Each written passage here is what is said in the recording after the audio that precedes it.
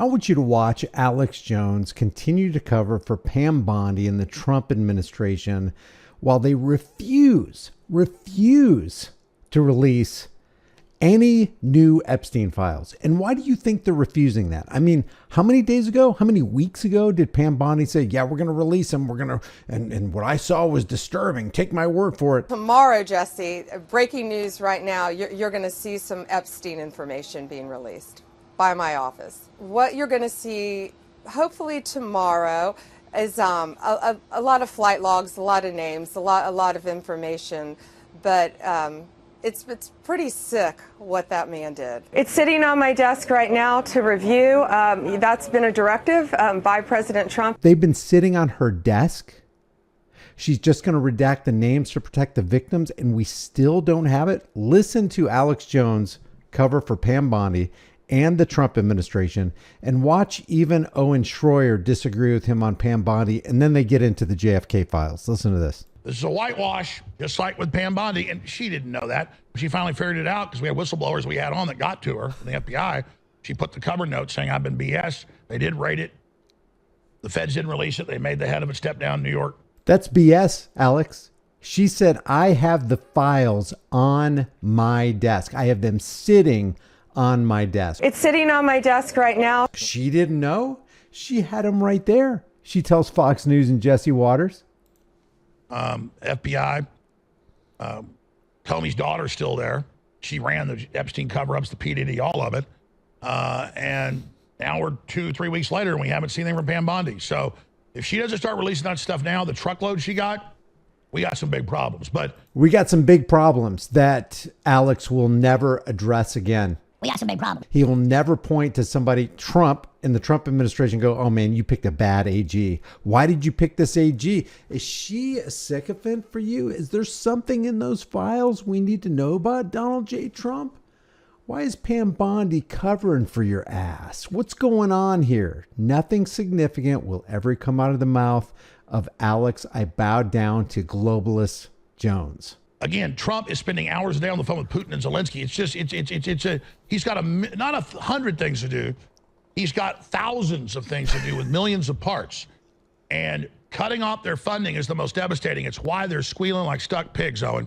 Yeah, he's cutting off their funding. That's why he's gone after the Federal Reserve and the IRS and the income tax and all this other nonsense that's stacked against the American people. Oh, wait a minute.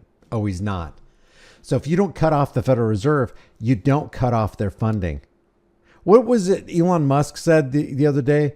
He said, we found at least 14 computers that just make money out of thin air. Now, one of the things you told me about is what you call insane. Magic money computers at the Treasury. Well, so tell us about it, because I never heard of that until you brought that up. I call a magic money computer any computer which can just make money out of thin air. That's magic money. So how does that work? It just issues payments. And you said there's something like 11 of these computers at Treasury that are sending out trillions in payments? They're mostly at Treasury. Some are, but there's some at HHS, some there's one or two at State, there's some at DOD. I think we found now 14 magic money computers. 14, okay. They just send money out of nothing. Really? What have you done about it? We haven't even heard about it since then. If you don't cut off the central banking cartel and the funny money and the printing press and the computers that can go in and put zeros and ones into people's accounts, you don't cut off the funding, Alex. Alex Jones knows this. Well, I would say we already have a big problem with Pam Bondi, but as far as the he absolutely disagrees with Alex Jones on Pam Bondi, but he's not going to air the laundry out on the Alex Jones show as he's sitting behind Alex Jones' desk, which, Owen, love you, man. Where's your spine? Where is it? JFK files, what I was stunned about after the files got released last night and kind of pouring through them, it's very much like a breadcrumb oriented thing. And for people to kind of understand the larger story, it looks like, I mean, based off of what we saw in the documents, it looks like the motivated parties involved were the Democrats, LBJ, the CIA, and then for some reason Israeli intelligence. It's not really documented why they were involved, or for some reason Israel's involved. I don't even know why. It doesn't even make any sense why Israel would be involved. That's crazy. This is the new Alex Jones show. Who are they shilling for? Who are they laying cover for? Who are they becoming Kevlar for? Who are they taking the incoming missiles for? What the heck is going on here? Some of the other Well, they information. wanted a nuke and he was blocking it. So that and the foreign registration is what the people kind of assume with the circumstantial evidence. But those seem to be the four parties that were interested: the Democrats, LBJ, the CIA, and Israel. And it looks like basically the CIA pulled the whole thing off on behalf of all these parties, which begs the question: why is the Central Intelligence Agency even involved in an assassination? What part of any of this did we not already know before? 80,000 pages were released yesterday. Trump fulfilled his promise. Oh my gosh, we have maximum transparency in the White House for the first time in centuries. Really? What new significant substantive information that we weren't privy to before have been revealed by the new release of the JFK files? Anything? Anything that we didn't know already? That's what they do all over the world and overthrow governments. So any tyranny is going to want to overthrow a government they don't like in their own base. But here's what I was stunned about, Alex. So that seemed to be the consensus of the people pouring through it. And then when I go and get like the mainstream news notifications, the push notifications that go to your feed, or just, headline reports, all of them are saying, new JFK documents confirm Lee Harvey Oswald was the lone shooter and acted alone. I'm like, what documents are you reading? Now, Owen may have read something like that in other articles, but let me show you at least one article that says the exact opposite of what Owen's saying they say. Was there a smoking gun? So far, there hasn't been any smoking gun that would validate decades-old conspiracies about the assassination, but independent journalist Jefferson Morley told News Nation the files don't debunk conspiracies either. Quote, they undermine the official story that one man alone killed the president for no reason. That same guy, Jefferson Morley, said the release is an encouraging start. He said much of the rampant overclassification of trivial information has been eliminated from the documents.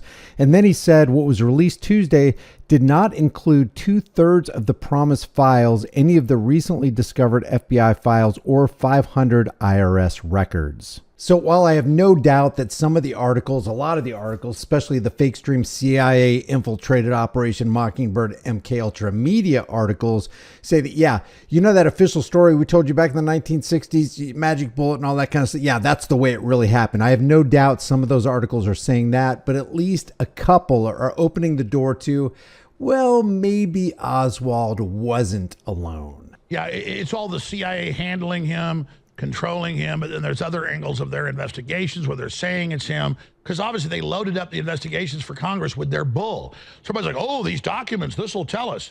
Yeah. But you know what? I think there's a bigger story. I mean, look, when the FBI got all the hard drives and DVDs and VHS tapes at Zorro Ranch in New Mexico, at Epstein's big facility in New York, at Little St. John's Island in the Caribbean, they don't log that, they take it away. So people keep thinking, oh, all these years later, decade plus later, that Pam Bondi's going to even get that, and then it rests on her to get it. I'm not defending her. I'm just... Alex, she said she got it. She said it's sitting on her desk. Now you have Pam Bondi as the AG. You got Kash Patel as the FBI director, and deputy director is Dan Bongino. And you can't find a way to get all those files and release them all like right now on the internet? You're kidding me. Can't do it. Yeah, it's all gone. Can't do it. It's all gone. It's done. They incinerated it. But I think here's the larger story. This is the understanding that the American people need to take away. You have been lied to by your government your entire life. Every major historical event that has changed the course of human history, but you haven't been lied to by the Trump administration, because the Trump administration doesn't lie. This is the first time in history where you can trust your government. That is the message coming out of the Alex Jones show. You couldn't trust the government before, but from 2016 to 2020, you could trust the government, even though he not only didn't drain the swamp, he filled the swamp with more virulent, evil swamp things. But now, after this last election, as of January 20th, you can now trust your government, even though Alex Jones and Owen Schroyer are saying, What this reveals is that you can't trust your government. Our American history has been a lie. The JFK assassination, September 11th, all of these things, we are lied to by our government, and that's the problem. And then they alter history, put it into the textbooks, teach it to the youth, and then that becomes the truth. And it's all a lie. Are they going to alter the textbooks after the JFK files? Are they going to alter the textbooks when all this declassification stuff comes out? No, they're still going to tell you the big lie, just like they... When this declassification stuff comes out, how about if the declassification stuff comes out? I mean, everything, the full load, all the behind the scenes stuff that you know happened, but you can't quite put your finger on it because there's so much obfuscation going on. Were yesterday after the declassification. This is why InfoWars exists. This is why I left sports media and joined politics, because I didn't think it was that bad. I thought, and here's another key. The reason X is so important, and Band.video and InfoWars and Rumble and all of it, and Truth Social, is we're constantly, when they come out with a new lie, we go show you a bunch of lies that are connected. And when they come out with a new statement about why something's happening, we go back and show you what they really said. Oh, you mean like SH, Alex? You mean like losing your spine during the SH thing when you could have just stuck to your guns and go, hey, you know what? I know that's the way you mainstream media paint SH, that SH event that happened in Connecticut. I know that's the way you believe it happened, but here's what I believe happened, and here's why I believe it happened. So I'm not backing off from what I said, and yet he's basically, I think I was involved in a mild psychosis. I don't know what I was thinking. So yeah, of course it was real. Of course the official story is correct. And I myself have, almost had like a form of psychosis back in the past where I basically thought everything was staged, even though I've now learned a lot of times things aren't staged. So, I think as a pundit and someone giving opinion, that, my opinions have been wrong, but they were never wrong consciously to hurt people. Well, what I'm getting at is this stuff we're looking at today. Kids going in circles, schools closed, emails, EMTs not in the building, porta potties. These aren't comedy skits. This is journalism. Yes, well, this is punditry, because I wear a journalist hat, punditry hat, satire hat. So he bowed out, he bowed down, and he lost his ability to tell the truth. If he ever had the ability to tell the truth. And we know he was telling the truth about a lot of things for years and years, but all of a sudden he took this drastic turn where he is going to tell you, hey, at one time, you can't believe anything the government says. Now you can believe pretty much anything. We got Cash, man. We got Kristi Noem. We've got Tulsi Gabbard. We got Donald Trump sitting behind the desk at Pennsylvania Avenue. You can believe the government now. Trust the plan. Trust the plan. This is Alex Jones. Trust the plan, InfoWars. We're having narrative control with things like InfoWars. Now, speaking of narrative control, who is Alex Jones acting as a major gatekeeper for? Especially in the last couple of years. I mean, he's really ramped it up.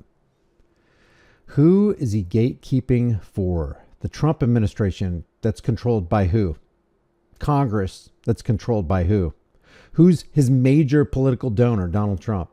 And yet Alex Jones will not tell you who the real villains are. And why is that? Really kind of makes you wonder. Why don't you leave your thoughts in the comment section below? Why do you think Alex Jones is laying cover for the Trump administration that's owned by the people who own Congress? Leave your thoughts in the comment section below. The only way we grow this channel is by you liking and sharing these videos and subscribing and hitting the bell notification icon and really commenting and engaging with this content. Maybe I'm off base. If I am, let me know in the comment section below. But we got a lot of deception going on right here. Truth is treason in the empire of lies, and truth is the first casualty in any war, including the Info war. Right, Alex? I'll see you in the next video.